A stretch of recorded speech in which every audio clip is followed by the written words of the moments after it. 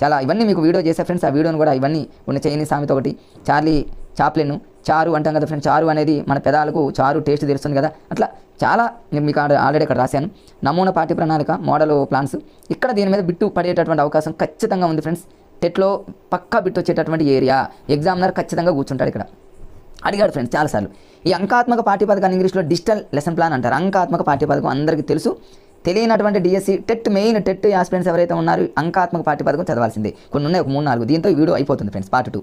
అంకాత్మక పాఠ్యపథకాన్ని ఇంగ్లీష్లో digital lesson plan అనే విషయం గుర్తుపెట్టుకుంటే, అంటే డిజిటల్ లెసన్ ప్లాన్ అనగానే మనకు వెంటనే ఏం గుర్తు రావాలి? డిజిటల్కి సంబంధించి. ఇప్పుడు జనరల్ చూడండి, ఏదైనా మనం మైక్రోసాఫ్ట్ పవర్ పాయింట్ మనం ఏదైనా ఒక కంప్యూటర్ ద్వారా పిల్లలకు మనం టీచ్ చేసినట్లయితే దాని అంకాత్మక పాఠ్యపథకము దాని ద్వారా మనం ఒక ప్లాన్ తయారు చేసుకుంటే, అంటే ఎంఎస్ పవర్ పాయింట్ ఉంది, దాని ద్వారా మనం లెసన్ ప్లాన్ తయారు చేసుకున్నాము.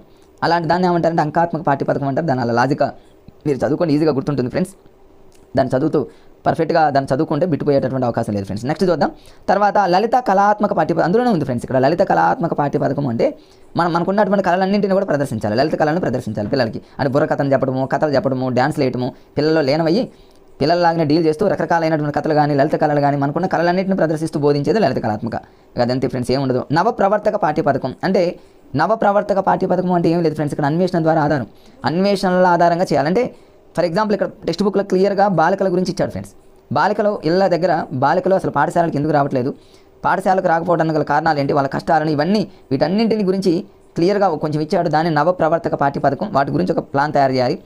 అట్లాంటి దాని గురించి పాఠాన్ని బోధించడానికి ఒక ప్లాన్ తయారు చేయడం దాన్ని నవప్రవర్తక పాఠ్యపథకం. ఒకసారి చూడండి, మీకు అర్థమవుతుంది. కృత్యాధార పాఠ్యపథకం మన అందరికీ తెలుసు ఫ్రెండ్స్. తర్వాత వివరణాత్మక పాఠ్యపథకం ఎన్నిసార్లు అడిగాడు ఫ్రెండ్స్. టెట్ వివరణాత్మక పాఠ్యపథకం అనేది చాలా చాలా ఇంపార్టెంట్ ఫ్రెండ్స్. ఇది అంటే వివరణంగా చెప్పాలి. అంటే దీన్ని ఎగ్జామ్లో ఎలా అడిగాడంటే, గతంలో ఏ పాఠ్యపథకంలో ఉపాధ్యాయుల పాత్ర అధికంగా ఉంటుంది అంటాడు. అంకాత్మక అని వివరణాత్మక అని కన్ఫ్యూజ్ చేస్తారు. మనం కన్ఫ్యూజ్ అయిపోతాం చూడకపోతే. కనీసం ఉలుక్కన్న వేయాలి. వివరణాత్మకం అంటే వివరంగా చెప్పేది ఎవరు? ఉపాధ్యాయుడే కదా. అందుకని ఉపాధ్యాయుల పాత్ర ప్రముఖంగా ఉండేది వివరణాత్మక పాఠ్యపథకం. ఫినిష్ అంతే. ఇది టీచర్ల పాత్ర అధికంగా ఉంటుంది, పిల్లవాళ్ళ పాత్ర అధికంగా ఉండదు. ఇదంత సమర్థనీయమైంది కాదు. సో ఇది చాలా ఇంపార్టెంట్ ఫ్రెండ్స్. నేను అంతగా రాసుకొని నోట్ చేశాను, చాలా ఇంపార్టెంట్ అది. సో అవన్నీ గతంలో అడిగాడు ఫ్రెండ్స్. మీరు చాలామంది చూడరు కాబట్టి వాళ్ళ కోసం నేను మంచిగా ఒక రాశాను. ఇది డిఎడ్ ఫస్ట్ ఇయర్ అనమాట. ప్రాథమిక స్థాయిలో భాషాభివృద్ధి అవగాహన అని ఉంటుంది.